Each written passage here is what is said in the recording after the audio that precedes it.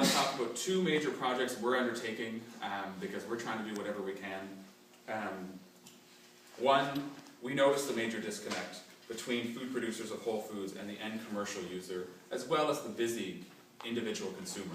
The consumer that works a really busy day job, wants to eat healthy, wants to eat organic, wants to support local, but they don't have the time, or they don't know they have the time, or they don't have the skill. They want the pre-made. They want, at the very least, they want stocks from bones. They don't have all day to do that.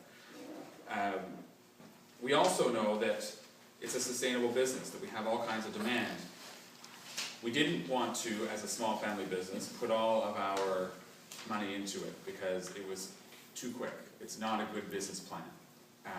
It's sustainable once it's set, but it's not a good business plan for us to expand that quickly. So we took it to the community. We started a crowdfunding project, which is a platform on the internet, and we put up our idea. I have a really nice video. I get some information at the door, and essentially we asked the community of Southern New Brunswick in a whole variety of different ways to contribute smaller monetary amounts. We need $20,000, and we will improve our kitchen, which currently operates and does all of those things I mentioned, improve its licensing, improve its storage, improve its capability to buy in larger amounts, and we will take local food to other retailers in your area and also to the schools, the restaurants, and the daycares. And so far we are 3 weeks in. As of this afternoon we hit $10,000 and we have 3 weeks left. So it's we're on a week. So please take a look at it. It's right now only online, but you can take a look at it, tell family. Right now, I'm not necessarily saying everybody contribute because it's really up to you. Please read about it, but I don't want to find out at the end of June somebody's like, oh, I can't believe you did that. I never heard about it. So share the word. That's the main thing. Second, and just got announced today, you're the second people to hear about it, is we've noticed a huge gap in education. And all of our sales techniques right now are based on education. Teaching consumers how to cook, teaching everybody.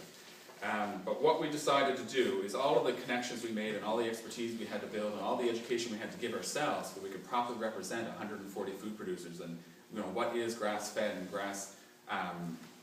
grass-finished and free-range and free-run organic and all the different levels of things that are confusing and muddled and you want to make clear. We decided to start within our business a training, education and consulting wing of the business. And we launched that today at the Tourism Industry Association to all the massed hotel owners, restaurateurs, and tourism officials in the province.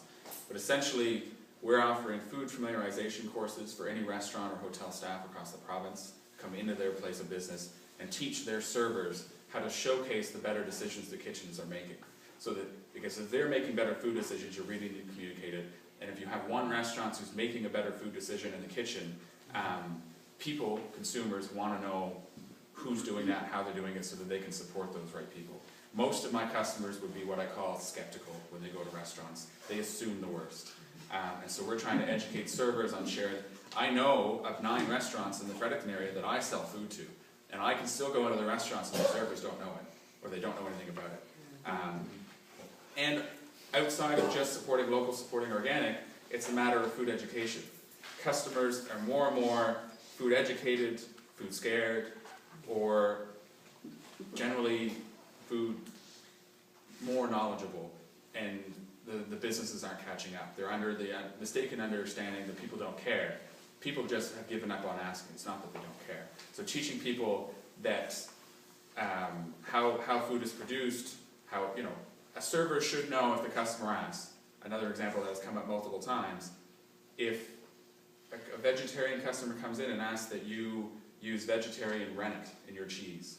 This is something almost no food server anywhere will know. But if you're a vegetarian, it's very important to you.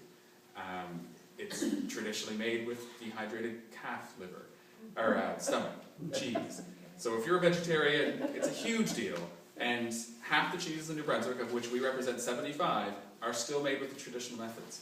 So if you're a vegetarian and this cheese is a huge concern, and if a restaurant server just looks at you blankly, you've lost confidence. So we're offering education and training.